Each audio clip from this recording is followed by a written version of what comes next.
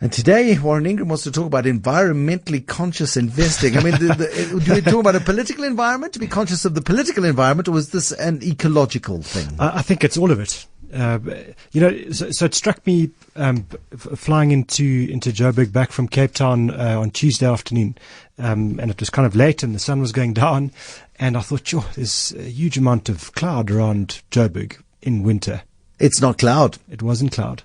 It's the smog. It was smog, and it was, I couldn't actually see the houses. I couldn't actually see the ground for that layer of smog.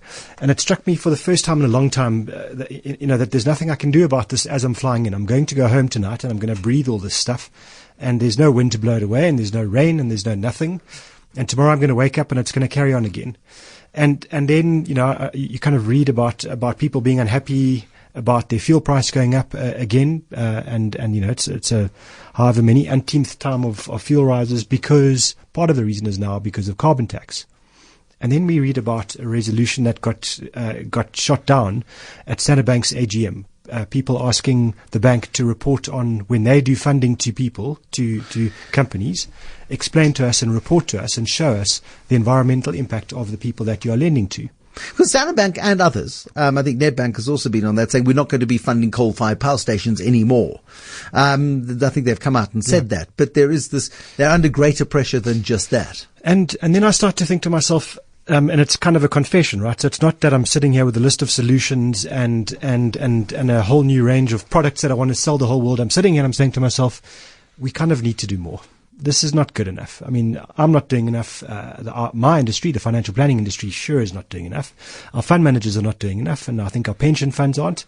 And as investors, are we? Because I'm not saying that from tomorrow, let's just go and put our money into issues where the environment is at the forefront. Because in South Africa, frankly, there aren't many options, if any. I can think of very few, and so that's not the case. But what we can start to do, and what we must do, is start to put pressure on fund managers to say, even index managers, to say, guys, what are you doing? Are you just sitting on your hands and idly not voting? Why weren't you voting at that Standard Bank AGM? Why weren't you voting in favor of greater disclosure? At least at the start, let's start to understand the issue, and let's get people, banks, everybody, all listed companies, to start reporting on this stuff. Fund managers need to be held to account. Doesn't the JSE have something called the Socially Responsible Index? Yeah, but truthfully, so can a mine qualify for that? And I once did challenge Nikki Newton-King on this, and she hasn't been on the radio about it since. And she did have the grace to giggle about it when I said, but that's virtually every single company in the top 100 of the JSE that qualifies for your socially responsible index, because they've ticked the boxes that you require.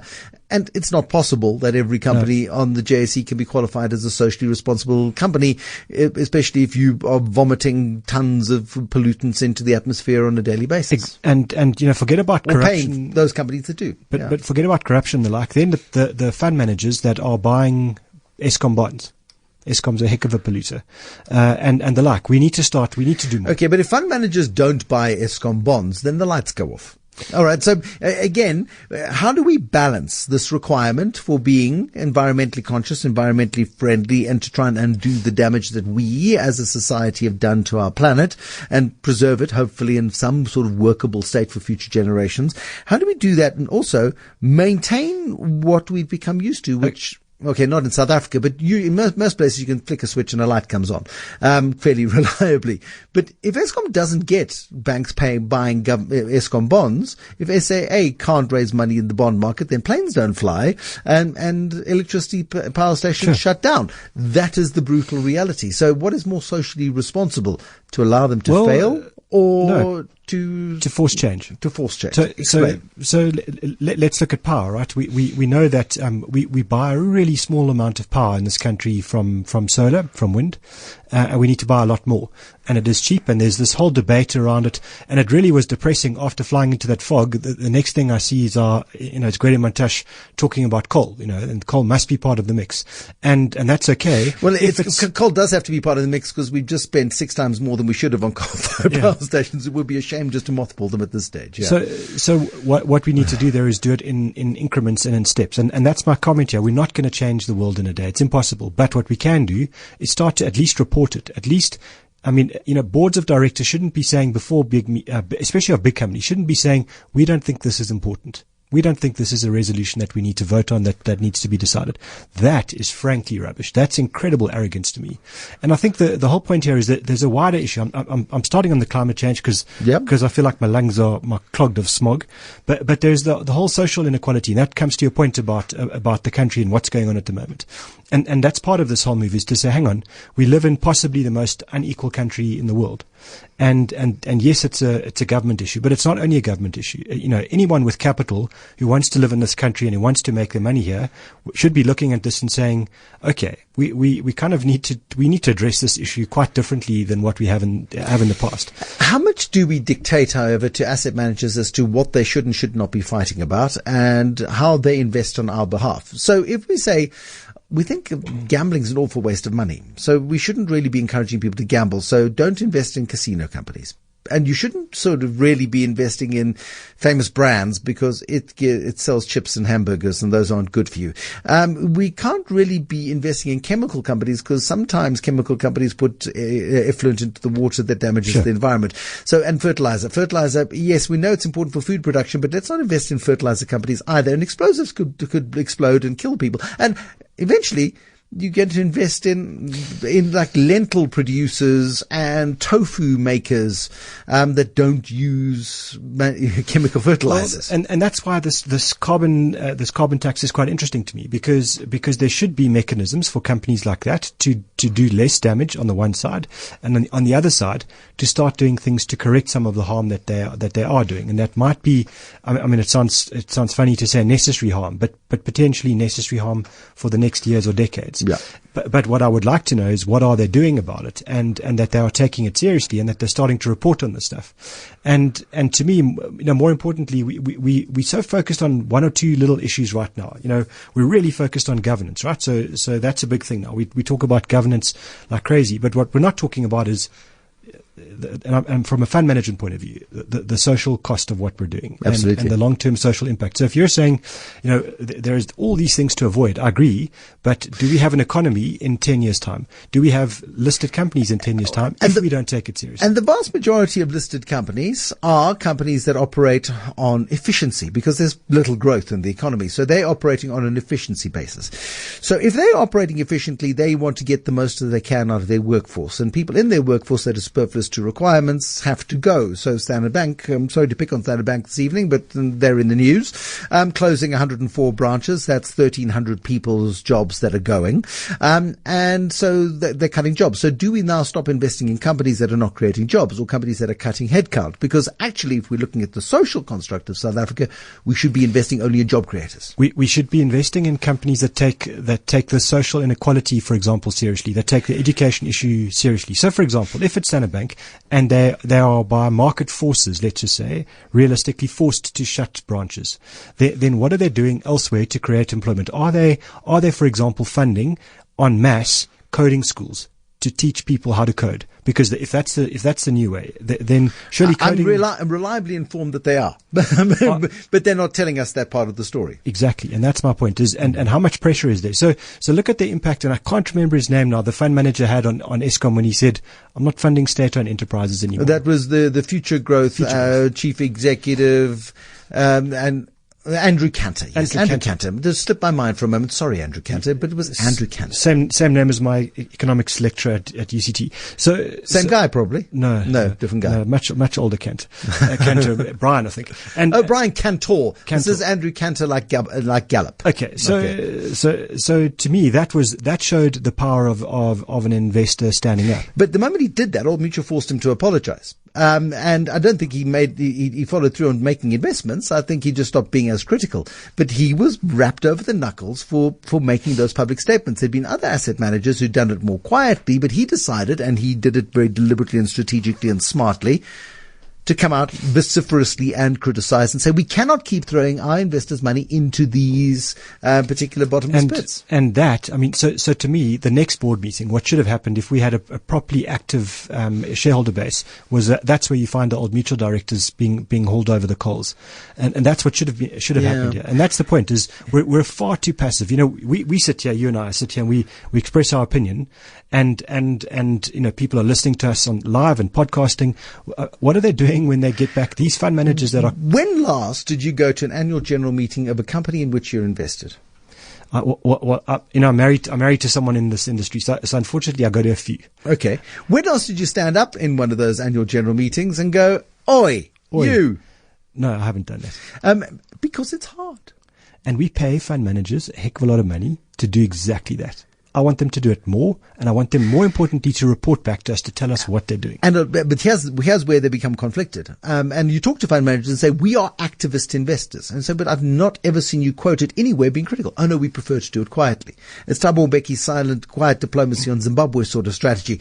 They claim, many of these guys, to have very high success rates when they write angry letters to chairmen of companies. But we don't know about it, so we don't know what they're doing on our behalf, and therefore, do they deserve our money if they're not saying we are standing up for you on these following principles as investors? What they can do is they can report the number of times they've voted at AGMs, because that's close to public record, right? They can say these are the resolutions that we voted against. These are the things that we're voting for. So on principle, we don't vote for things that are going to cause destruction to the ecology, for example, to climate change, or that as long as the company's starting to change, they can start to report that stuff instead of just reporting about the number one ranking that they got for their performance for the last year. That's going to be completely irrelevant next year. Okay, so in a low growth environment, how many investors really think about, so people who with retirement annuities, people who've got government pensions, for example, through the PIC and through the Government Employees Pension Fund, how many people think about the consequences of where their money is going? And this, we should all be doing this, but how many of us actually think about the consequences of where our money is going versus the return? If you were to sacrifice 2 percentage points a year on your return over 20 or 30 years, that's half the value of your portfolio destroyed because of the principles of your investor. So you want principle over profit. Are you willing to make that sacrifice as an investor for the sake of the planet? And the vast majority of people would say, yes, of course I am.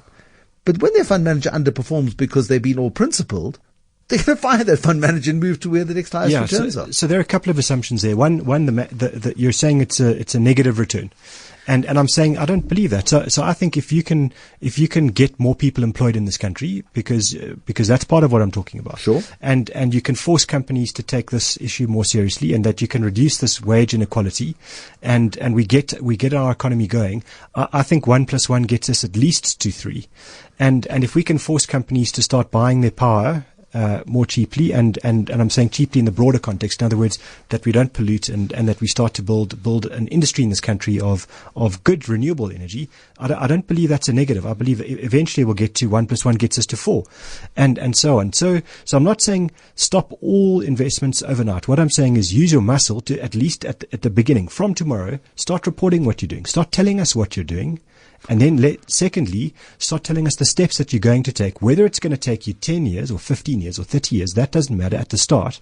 Just tell us about it. And if you say how many people are interested in this, it's one of the things when you start talking to people in the newest investors, 25, 30-year-old. They care. They really care. And they are the ones that are going to be changing votes at a national level, talking back to politics, at a company level. That's the next generation, and they are economically active right now. And they're becoming more and more powerful as they get older and their earnings grow. Look at the Nike campaign in the US when Take a Knee, and that had a huge benefit. And tell me that from a shareholder point of view, ultimately that was a bad move, and I don't agree. I think it was a great move, brilliant move. And so high risk was you don't quite know how it's going to play out. But you do the right thing. And by doing the right thing, you achieve a result which is courageous and for which people might respect you. So, and then let's jump to the 75-year-old living annuity owner, someone that's got a nice big retirement fund that they're living on right now, and tell me that they're not worried about their grandchildren breathing in all the smog that I have to breathe in tonight, and you do too. and tell me that they don't look at this and say, we're kind of coming to the twilight of our years, and actually what did we leave behind, and what damage have we done, and what could we have avoided? And I'm not saying we're going to change the world tomorrow. I'm by no means kind of some bleeding hot greenie that just wants to give up everything and go and live in the forest tomorrow. What I'm saying is I kind of feel like I haven't done enough, and I feel like we're all there, and we didn't really take this seriously enough. And we've got guys like Donald Trump saying, global warming is a two-way street or something. Climate change is a two-way street, and that kind of insanity. Yeah, but it's flooded. It may be a two-way street, but it's flooded, it's underwater, and the polar bears are looking for a fridge to sleep in. Yes. And I think the solution to the stuff is, if we don't solve it, what happens eventually is that the populists or the greenies solve it in a political way, in a way that nobody will like. And as a real hardened capitalist, because that is what I am, and I am looking for a return out of all of this, what I am saying is capitalists are looking at this surely and saying to themselves, there must be a better way. And that's the point here, is don't rely on the CEO to do it. The CEO is worried about his job or her job and the next quarter's reports and the next 6 months' earnings. They're not going to do this unless we force them, and that's an easy way now. Start putting pressure on these AGMs. We need to see these resolutions on these AGM agendas, and these things should be flying through, not where we celebrate that something failed by 30-something% and it's the first time.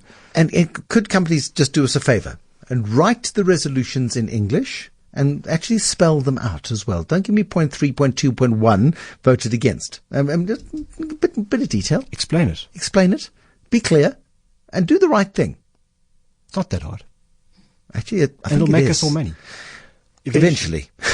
I'm not going to go to John Maynard Keynes. My favorite quote. I'm going there. John Maynard Keynes. In the long term, we're all dead. You're a cynic. Warren Ingram, Galileo Capital.